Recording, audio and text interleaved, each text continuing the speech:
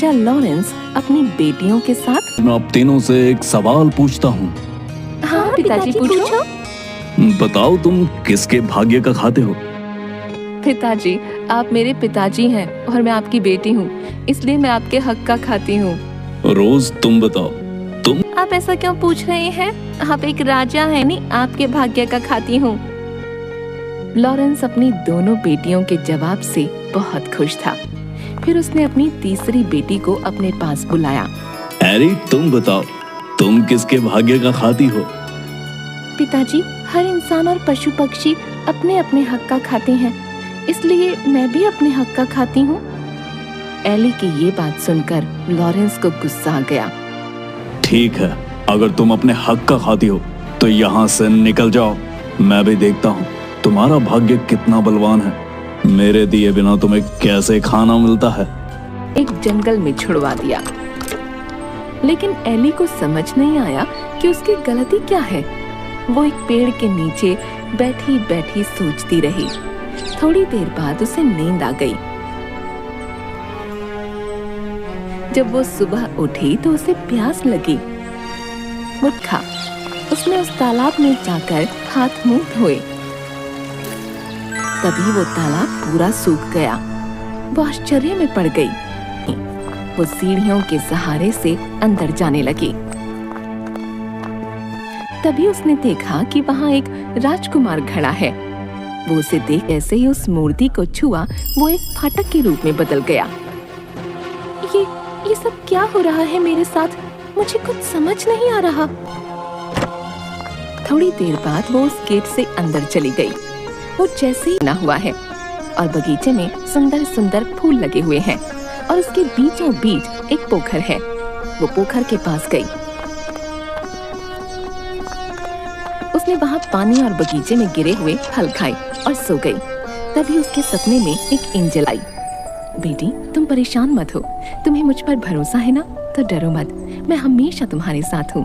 जब तुम जागोगी तुम्हें एक राजकुमार दिखाई देगा। उस राजकुमार को छू लेना।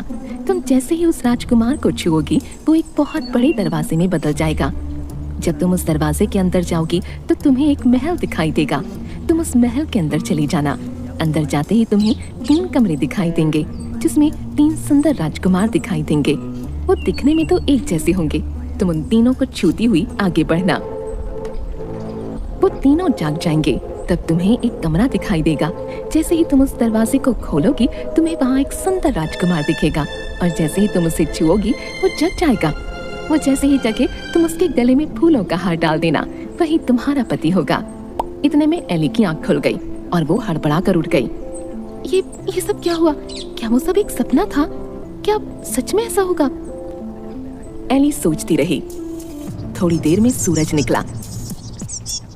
उसने बगीचे से फूल उठाए और उन फूलों से हार बनाने लगी। जैसे ही वो पीछे मुड़ी एक राजकुमार दिखाई दिया। अरे ये तो बिल्कुल वैसा ही हो रहा है जैसा कि एंजल ने सपने में कहा था। एली ने उस राजकुमार को छुआ। वो एक दरवाजे में बदल गया। वो आगे चली गई। फिर उसने महल को देखा। वो महल के अंदर गई और 3 राजकुमारों को छुआ। उसके बाद वो कमरे में गई और उसने उस राजकुमार को छुआ और उसके जागते ही उसके गले में वरमाला डाल दी। राजकुमार ने अपने गले से वरमाला निकाल उसके गले में डाल दी। महल में शहनाई की आवाज आने लगी। दोनों ने विवाह किया। बहुत देर से एली के मन में एक बात चल रही थी। मेरे मन में बहुत देर से एक बात चल रही है, मैं आपसे पूछूं? हाँ पूछो। आप कौन हैं और वो 3 राजकुमार कौन हैं? ये क्या रहस्य है, मुझे बताइए। वो तीनों राजकुमार मेरे भाई थे। हम सबको एक महात्मा पुरुष ने शाप दिया था। अनजाने में मेरे भाइयों ने एक मृग और एक मृगनी का शिकार किया था, जिसकी वजह से वो दोनों बुरी तरह घायल हो गए और मरते मरते उन्होंने मेरे तीनों भाइयों को आजीवन सोने का श्राप दिया। जब मुझे ये बात पता चली मैं भागा भागा वहां गया तो उन्होंने मुझे ये कहते हुए शाप दिया कि तुम्हारे राज्य में ये सब हुआ है, इसलिए तुम भी पाप के भागी हो। मैं उनसे माफी मांगने लगा। मेरे माफी मांगने पर उन्होंने कहा मैं अपना दिया हुआ शाप तो वापस नहीं ले सकता, हाँ इसका एक उपाय बता सकता हूँ। उन्होंने उपाय बताते हुए कहा कि जब कोई धर्मोत्तम कन्या तुम्हें और तुम्हारे तीनों भाइयों को छुएगी तुम सब वापस उसी अवस्था में आ जाओगे। आज तुमने आकर हमें एक नया जीवन दिया है। राजकुमार की बात सुनकर एली ने भी अपने साथ हुई सारी बात बताई और बताया कि किस तरह बिना अपराध के उसको दंड दिया गया और वो यहाँ तक पहुंची। राजकुमार ने उसे गले से लगा लिया